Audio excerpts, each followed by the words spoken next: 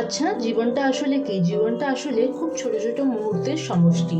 সকালের এক কাপ চা, ঘর গোছানোর ব্যস্ততা, রান্নাঘরে রান্নার গন্ধ, প্রিয় মানুষের সাথে দুটো কথা বলা, এই ছোট ছোট মুহূর্তের মধ্যে লুকিয়ে থাকে আমাদের আসল সুখ। নমস্কার বন্ধুরা, আমি রিয়া, চলে এলাম তোমাদের কাছে আমার আরেকটা ব্লগ ভিডিও নিয়ে। আজকে সকালটা শুরু করছি এই ডিম পাউরুটি বানানো দিয়ে। সকালে বাপির জন্য বানিয়েছি ডিম পাউরুটি, আর বর এনেছে ওর জন্য কচুরি, তো সেটাই ওকে বেড়ে দিচ্ছি। এই ভিডিওতে যে সব দিন ভালো লাগবে তা নয়, কোনোদিন দেখবে ভালো লাগা আছে, কোনোদিন খারাপ লাগা, কোনোদিন সংসারের কাজকর্ম, কোনোদিন বা কিছুই নেই, মন খারাপ নিয়ে তোমাদের সাথে ভিডিও করছি। এটাই তো ব্লগিং ভিডিও, তাই না? রোজ রোজ কি একই রকম হবে? বিভিন্ন রকমই তো হবে। মানুষের এই জীবনের উঠা নামাটাই মানুষ দেখতে আসে। আমিও সবার ভিডিও দেখি, এইভাবেই অন্যের ভিডিও দেখি আর নিজেকে তৈরি করি। আমার জীবনটা ওর থেকে বেটার, এইভাবেই নিজেকে গুছিয়ে রাখি।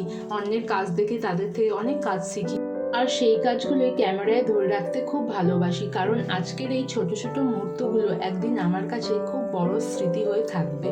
আমার ব্লগ কোনো ভিডিও নয়, আমার জীবনের এক টুকরো গল্প। আমার হাসি, আমার ব্যস্ততা, আমার রান্না, আমার পরিবার, আর প্রতিদিনের ছোট ছোট আনন্দ। তাহলে আজকে তোমাদের সাথে শেয়ার করছি আমার ভিডিওতে বিরিয়ানি। অনেক দিন পর বিরিয়ানি বানাচ্ছি, প্রায় 6 মাস পর। আমার বাড়িতে আগে খুব বিরিয়ানি হতো, এখন আমরা একটু কম খাওয়া দাওয়া করি, মানে বিরিয়ানি তেল ঝাল মশলা একটু কম খাই, তো তার জন্য অনেক দিন পর পর করি। আজ প্রায় 6 মাস পর বাড়িতে বিরিয়ানি বানাচ্ছি, তাই তোমাদের সাথেও একটু রেসিপিটা শেয়ার করলাম। আর বিরিয়ানি বানাতে সবাই জানে, তাও বলে দিলাম। মাংসটা আগে দই দিয়ে মেখে নিচ্ছি। এখানে আমি মাংসর মশলা রেডি করছি, ওদিকে ভাত বসিয়ে দিয়েছি, মানে বিরিয়ানির চালটা আগে থেকে ভিজিয়ে রেখেছিলাম, সেটাই জলটা একদম ফুটে উঠেছে। জলের মধ্যে নুন, তেজপাতা, গোটা গরম মশলা দিয়েছিলাম, আর জলটা ফুটে উঠতেই আগে থেকে ভিজিয়ে জল ঝরিয়ে রাখা চালটা দিয়ে দিলাম। এদিকে আমি মাংসর জন্য, মানে বিরিয়ানি মাংসর জন্য মশলাটা রেডি করছি। আদা, রসুন, গোটা ধনে, জিরে সব একসাথে বেটে নিচ্ছি, গোটা শুকনো লঙ্কাও দিয়েছি। আর আলুটা আমি আগে থেকে প্রেসার কুকারে সেদ্ধ করে নিয়েছিলাম রং দিয়ে। এবার আমি আলুটা সবার আগে ভেজে নিচ্ছি। আলুটা আগে সিদ্ধ করে নিয়েছি, বলেই দিলাম। আলুটা এক একে ভেজে নেবো।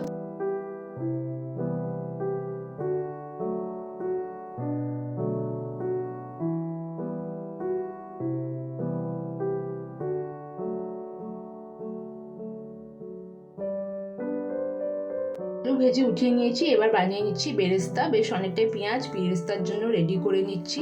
তার বেরেস্তাগুলো ভাজা হয়ে গেছে, এবার ওই কড়াইতে আরও পরিমাণ মতো তেল দিয়ে তেজপাতা আর পেঁয়াজ ফোড়ন দিয়ে মেখে রাখা মাংসটা দিয়ে দেবো, দিয়ে মশলা দিয়ে ভালো করে কষিয়ে নেবো। কষিয়ে ঢাকা দিয়ে রেখে দেবো কিছুক্ষণ। মাংস থেকে জল ছেড়ে দেবে, জল যখন শুকিয়ে যাবে তখন ঢাকাটা খুলে মাংসটাকে খুব ভালো করে কষাবো।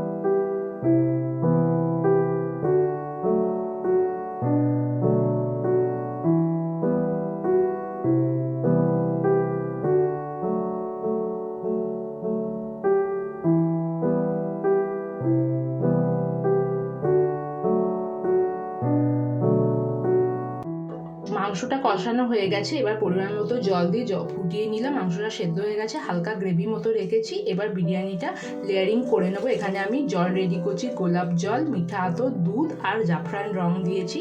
ব্যাস, এখানে আমার ওই বিরিয়ানির কালারিং রেডি হয়ে গেছে। এবার বিরিয়ানি লেয়ারিং বসিয়ে দেবো একে একে। প্রথমে কড়াইতে একটুখানি ঘি আর সাদা তেল মাখিয়ে নিলাম, তারপরে দেবো একে একে চাল, আলু, মাংস সমস্ত কিছু।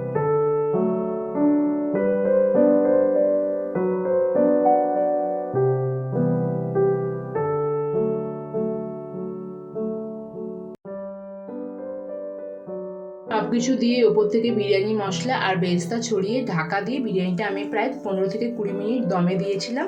তারপরে 5 মিনিট স্ট্যান্ডিং টাইমে রেখে দিয়েছিলাম গ্যাসটা নিভিয়ে। তাহলেই আমাদের রেডি হয়ে যাবে একদম চিকেন আলু বিরিয়ানি। এটা ছিল আমাদের আজকে দুপুরের মেনু। যদি তোমাদের ভিডিও ভালো লাগে লাইক কমেন্ট করো। হ্যাঁ, আজকে দুপুরে বিরিয়ানি খেতে খেতে দেখলাম হইচইতে একটা ওয়েব সিরিজ অজয়া বলে, সেটাই দেখে নিলাম আজকে। খুব ভালো হয়েছে, তোমরাও দেখতে পারো, খুব দারুণ হয়েছে, একদম অরিজিনাল স্টোরির মতোই করেছে। সবাই জানো কি স্টোরি, তাও বলে দিলাম। চলো বাই, দেখা হবে পরের ভিডিওতে। ততক্ষণ সবাই ভালো থেকো, সুস্থ থেকো, টাটা।